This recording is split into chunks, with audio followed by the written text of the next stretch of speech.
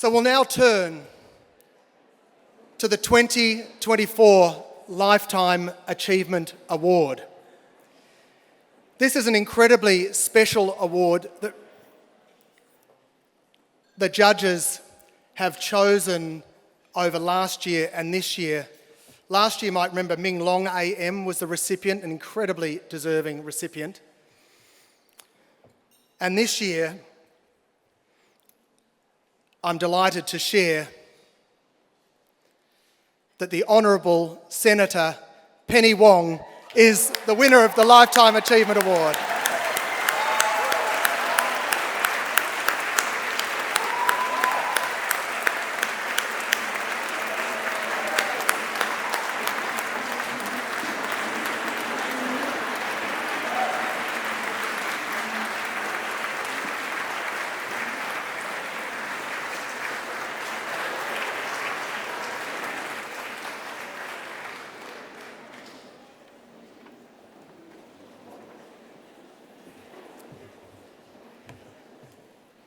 Minister Wong, we are absolutely delighted to have you here and to recognise your contribution to this country and to the cultural diversity within it.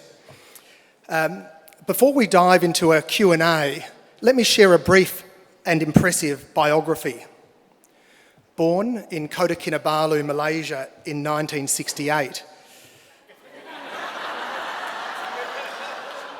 Most importantly, Minister Wong migrated at the age of 8 to Australia, and her mixed heritage of Malaysian, Chinese and Australian would later make you a symbol of multicultural identity within this multicultural country. Your political career has been marked by many historic milestones. In 2001, you were elected as a senator for South Australia, becoming the first Asian-born person to hold such a position in the Australian Parliament. In 2008, you made history again by being appointed Minister for Climate Change and Water in the Rudd government, becoming the first openly LGBTQ+ federal government minister. Currently, as Australia's Foreign Minister and leader of the government in the Senate, you hold one of the most senior roles in this nation. Your role as a diplomat is particularly significant given your Asian heritage, placing you in a unique position to shape Australia's engagement with its neighbours in the Asia-Pacific region. Throughout your career, you have broken barriers, advocating for progressive policies on diversity, equality, climate change, and Australia's foreign relations. Please join me again in congratulating the Honourable Minister Penny Wong.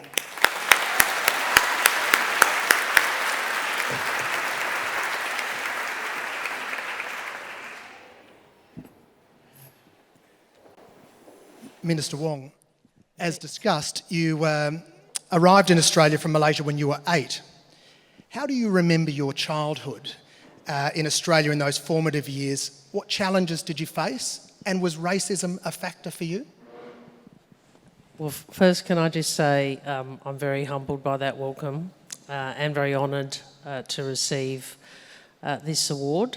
And thank you very much for sharing my age with the room. I turned 56 last week, and it was... And I remember being elected, and like I was young to be elected, and because I've been there a long time, I've sort of transitioned from one of the young Turks to the not very young foreign minister. You asked me, it's not such a fun question, is it? But I'm going to try and make it more positive. Because I think my experience and where we are now is a story of enormous change and progress for our country. And I see that every day. So yes, arriving in Australia in 1977 was challenging. I was the first Asian to go to the school I went to, and I was the first Asian many of them had ever seen. And I had the unfortunate by chance, one of our neighbours had a problem with Asian immigration, so it was a very difficult time. But I'd say two things about it. The first is, I think that taught me a lot about how to be resilient, how not, as much as possible, what I say to my children is we don't let others' hate define us. You're not ever defined by someone else's anger, hate or prejudice. But also, you know, my kids now, one in high school, one still in primary school, you know, their classrooms are unrecognisable to me from that time. And it is completely, to explain to them that I was the only one that looked like this in my class is, they kind of look at me a little bit like I've lost it. And I said, no, it really is true. So where we are now in the wonderful and remarkable and vibrant diversity of our community, it's really a great achievement for our country and for the people in this room and for all of us who believe that diversity is such a strength. Thank you. And as you developed your career in politics, not an easy game, as a woman of Asian heritage, what particular challenges did you face on that path to leadership, and how did you overcome them? I think that, well, first I think the way I dealt with being abused or bullied or you know, our driveway being graffitied or all of those, or people saying things which are awful to me, was just to say, right, I'm just going to be really good at everything, which isn't necessarily the most sort of, but at least it was productive. I'm talking, this is 8-year-old Penny talking to herself, right? Like, you just got to be really good at everything. But it did teach me about you just focus on what you want to do, right? You just focus on, like, I think it brings a determination, doesn't it? But I'd say also, it is challenging for people who, from diverse cultural backgrounds, so, you know, I think a lot of women still, the map of what it means, of how you're supposed to be in order to succeed, is quite different. And there's not as many maps.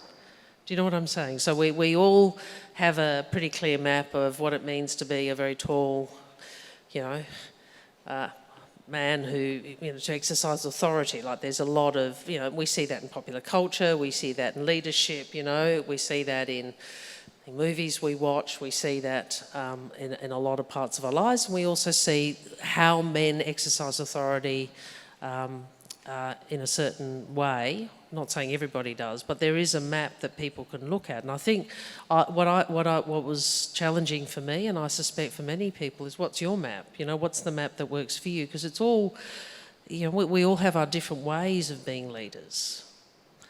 And often because some of us might not conform to the stereotype, male and female, do you know what I'm saying? Then it's like, well, okay, how does it mean for me to be a leader? How does it mean for you to be a leader? How does it mean for you to be a leader?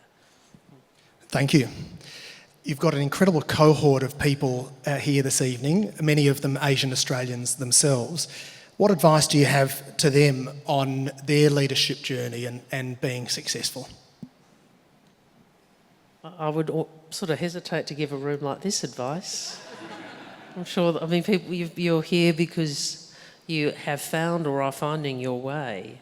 But I think, you know, knowing who you are and what you want to do in the world, isn't that where everything starts from, really? And my encouragement is see, I know that there's a narrative, and you'll see a fair bit of it, I suspect, in the political debate over the next few months. There's a narrative that we're all familiar with of immigration as burden or of the migrant as peril. We know that. But I think this room and the experience we have in our lives tells us that what we believe is true. That this is, the different cultures, the diversity of our community is one of our great strengths. I think it's a great strength in our foreign policy. Like I always talk about the national power, the national asset that is the diversity of the Australian community, because it means we have an understanding of so many countries and so many cultures in the world. So I think diversity is a national asset and we should be proud of it.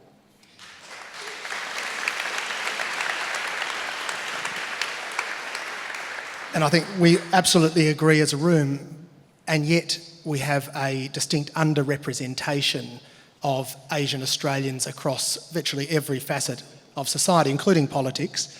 How do we unlock that challenge? It's a great question, and I was actually saying to Martina outside, sometimes I think I feel a sense of, not achievement, but is failure too strong a word? Because I think about where I was when I went into Parliament in 2002 and where I hoped we would be in 20 years' time or 10 years' time, and where we are a lot further in some ways, but we are still behind where I would want us to be in leadership in the Parliament, in leadership in the big Australian companies. What do we do? Well, first, institutions of power always take longer to change than the community. So women have understood that always, that we've been 51% of the population, and it's only this year or this Parliament where we've seen close to gender parity. So I was really very moved at the most recent election, apart from winning. That was also very good. But it was also really moving to see, it felt like that was one of the moments where you turn a page, in terms of Australia's history. Like it's the most diverse Parliament we have ever had. And that's a good thing. But we've got a long way to go. And part of the role model thing that people talk about, I'm sure some of you get asked what it's like to be a role model too. You see, the thing about being the first or being a role model is actually it's not about you. It's about what it says to other people. It's about what it says to younger Asian Australians about how they can envisage their possibility. That is the important thing about being an early mover in terms of positions. Indeed, you can't be what you can't see, often describes that situation. In your view, what makes diversity in leadership so crucial?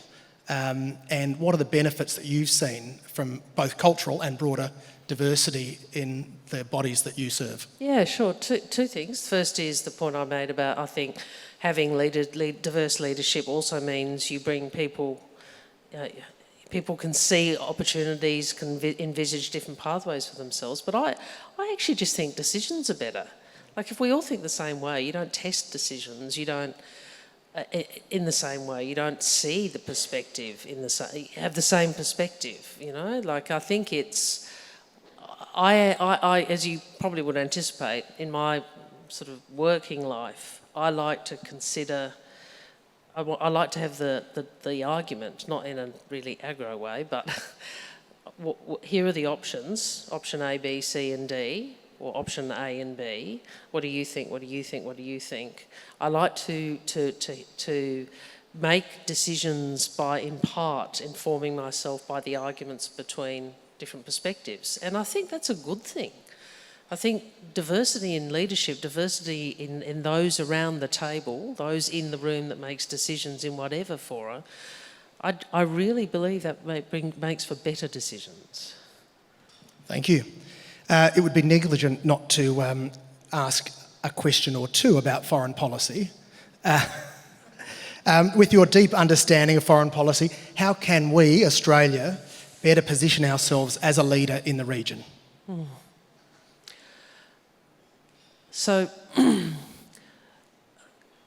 in part, it's about working to understand what others in the region want, and from that building the alignment, building the cooperation, building what we share. I think, and that sounds simple, but it means having a very, being curious about, if I'm in Indonesia, if I'm in Malaysia, if I'm in Vietnam, if I'm in Japan, if I'm in Republic of Korea, how are they seeing geostrategic competition? How are they seeing their economic opportunities and risks? What are they seeking, and where can we work together? So I actually think in that, it's part of why I talk about our diversity as a national asset, but I also want to also operationalise that more, and so try to bring more diversity to appointments we make, more diversity to the Department of Foreign Affairs, is you want people who are able to do that. Like, us turning up in a room and giving people a long lecture about strategic competition is not really the way to gain alignment or to build alignment. So you have to be willing to be curious and have a degree of humility that, even though one is sure of what you're sure about your own perspective and what matters, they may have a very different perspective, and how do you engage with it? Great insights, thank you. Question? I think We are facing unprecedented challenges, geopolitical, climate change, global power dynamics playing out day by day. How do you think we, Australia, can navigate these challenges and in fact seize opportunities in that dynamic environment? It is a difficult environment. I said before, while we were in opposition, I wrote that we face the most challenging strategic circumstances since World War II, and now that's become I think, a very commonplace thing to say. But at the time, I meant it, because you can see the post-World War II settlement, a degree of stability and consistency. Of course, there were conflicts, but we are seeing disruption in a way we probably had not seen since World War II.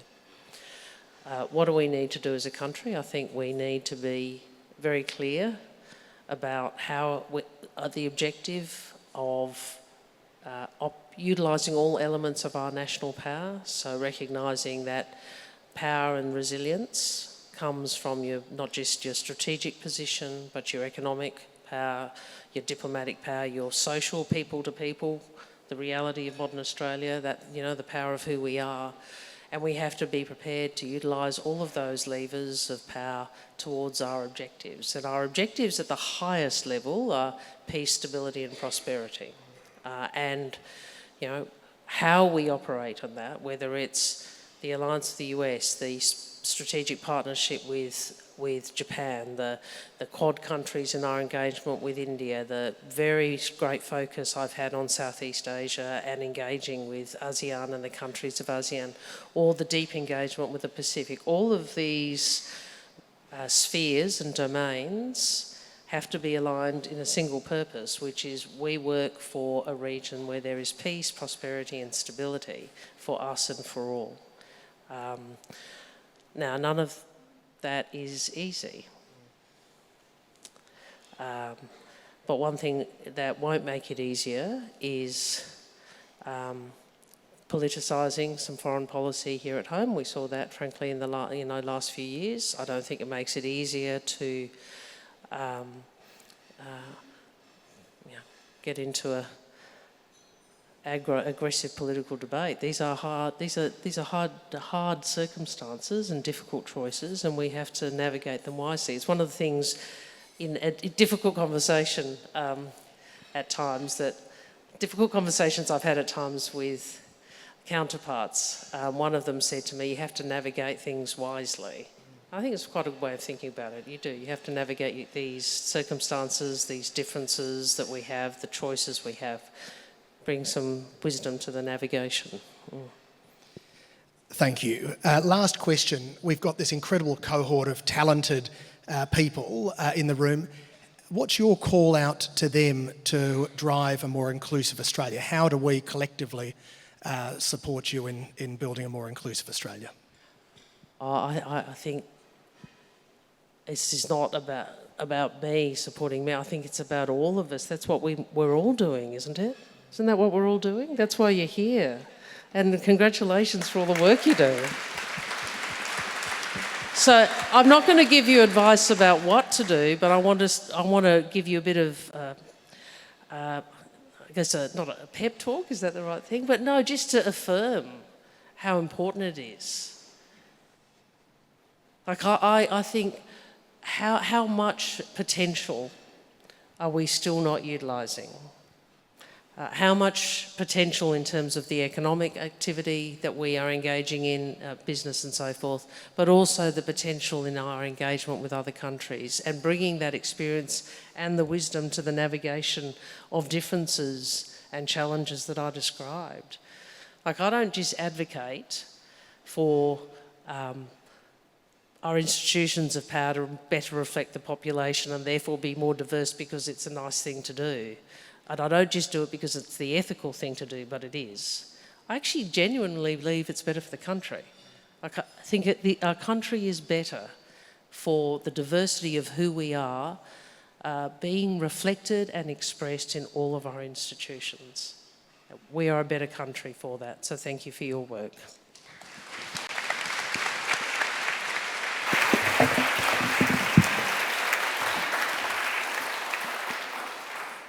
Please join me in congratulating Minister Wong as the Lifetime Achievement Awardee for 2024.